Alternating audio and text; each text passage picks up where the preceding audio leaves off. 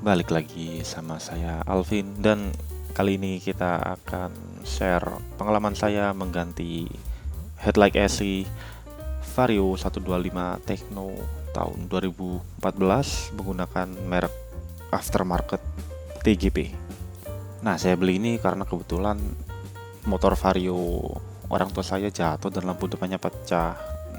Karena harga merek genuine yang merek Stanley itu sekitar 500 ribuan, jadi saya cobalah merek TGP ini karena pengalaman saya part aftermarket merek TGP ini kualitasnya oke juga dan harganya sekitar 200 ribu di marketplace rata-rata. Nah, di video ini kita akan unbox, bikin side by side comparison sama headlight yang original bawaan motor. Kita pasang bareng-bareng di motor, lalu kita tes output cahayanya. Nah, yang pertama kita unboxing ya, ini dibungkus sama plastik dan busa supaya nggak lecet kebentur waktu di dalam kardus.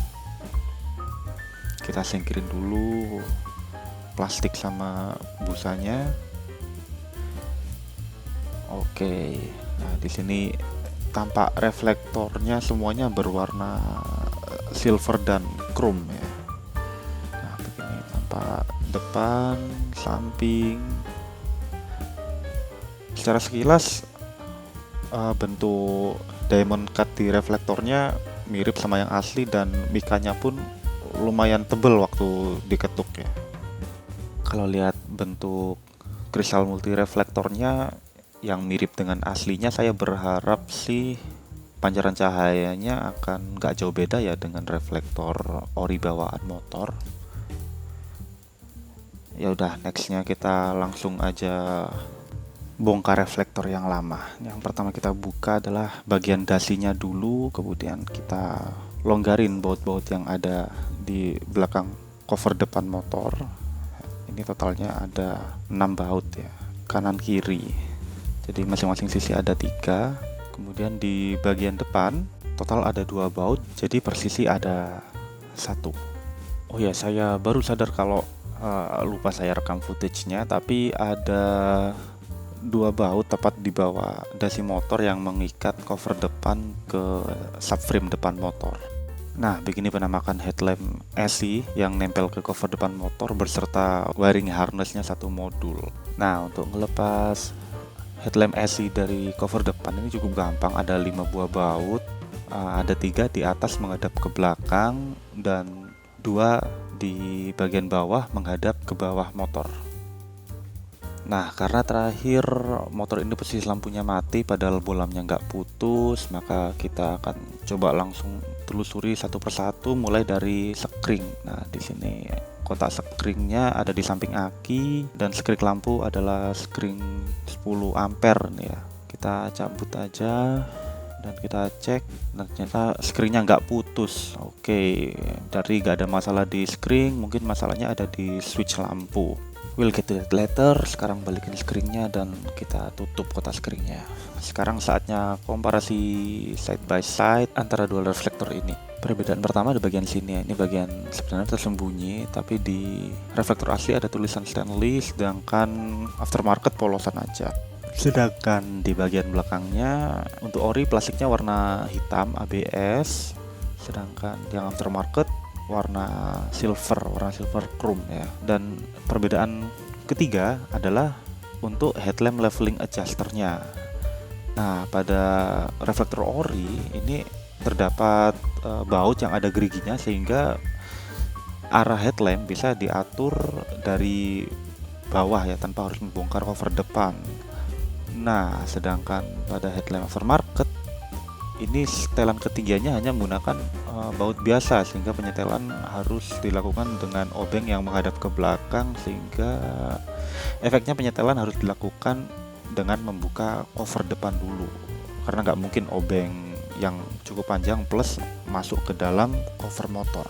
Kemudian satu hal yang harus kalian perhatikan lagi kalau membeli headlamp AC aftermarket adalah kalian nggak akan dapat 2 hal ini, yaitu selang hawa serta face nut. Jadi pastikan kalian selamatin dulu 2 hal itu dari reflektor motor kalian yang lama untuk dipasang ke reflektor motor yang baru. Selang bawah ini tujuannya adalah untuk melindungi reflektor agar nggak kemasukan air. Jadi air tidak bisa masuk dari lubang pembuangan uap ya di sebelah pojok atas reflektor. Nah, yang kedua adalah face nut. Face nut ini harus kita pasang agar bagian bawah reflektor bisa dibaut ke bagian bawah cover motor. Face nut ini bentuknya kayak penjepit dan masangnya nggak boleh kebalik. Yang ada dratnya berarti posisinya ada di atas. Kemudian kita pasang wiring harness. Nah, wiring harness ini akan terhubung dengan lampu sein, lampu utama, dan lampu kotak dan diikat dengan 3 buah baut. Nah, baut ini kalian juga ambil dari reflektor yang lama ya, jadi jangan dibuang juga. Nah, yang harus kita perhatikan juga adalah layout kabelnya, karena ini untuk lampu kanan, kiri, dan sein kanan, kiri itu nggak ada tulisannya, jadi hati-hati jangan sampai kebalik. Nah, gimana masangnya? Ikutin aja video ini. Nah, nextnya kita pasang lampu bolam nih. Nah, kita lampu bolamnya dulu kita salah pilih watt 35 watt kali 2, jadi kemungkinan ada saklar yang leleh. Nah, sekarang kita coba aja pakai halogen lagi, Osram 18 watt dengan kaca yang bening ya. Nah, bening, jadi bukan all season yang warna kuning atau yang warna biru.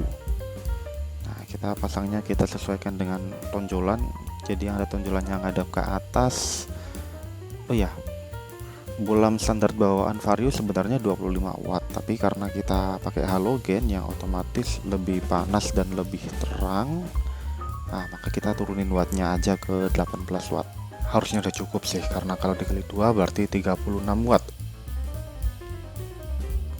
Nah, setelah wiring harus dipasang, kita pastikan dulu sein kanan dan kiri tidak terbalik. Nah, fungsi lampu kota, lampu dekat, dan lampu jauh semuanya berfungsi dan gak ada yang kebalik.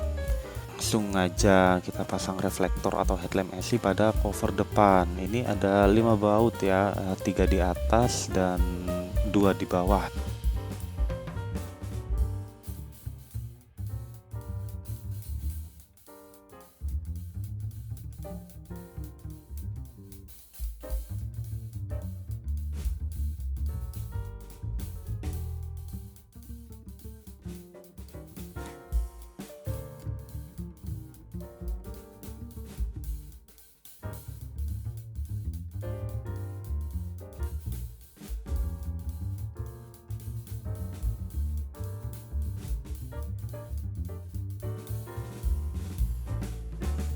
Nah, begini penampakan layout wiring harness serta reflektor yang sudah kepasang ke cover motor. Sekarang tinggal kita balikin cover depan kembali ke bodi motor. Nah, ini pasti kebalikan dari waktu kita bongkar ya. Kalau pas bongkar kita copot dasinya dahulu, baru covernya. Sekarang kita pasang covernya dulu, baru kita pasang dasinya. Nah, pasangnya gampang sebenarnya, tinggal ditaruh, ditepuk-tepuk supaya pas lubang bautnya. Habis itu harusnya nggak akan jatuh sih, tinggal sambungin wiring harness. Nah, lalu yang paling penting adalah 2 baut ini, karena 2 baut ini yang mengikat cover depan ke subframe depan. Setelah 2 baut ini dipasang, seharusnya cover depan nggak akan bisa jatuh ya, dan kita bisa lanjut masang baut-baut sisanya yang ngikat cover depan ke bodi plastik motor.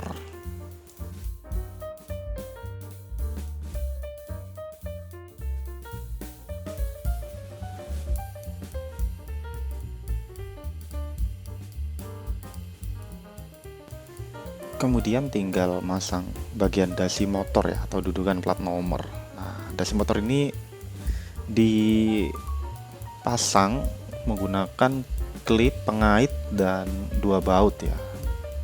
Nah, yang bagian depan ini ada klip dan pengait. Nah, ini kita pastikan dulu pas dudukannya ya. Caranya adalah ditekan ke bawah sambil didorong ke arah belakang motor.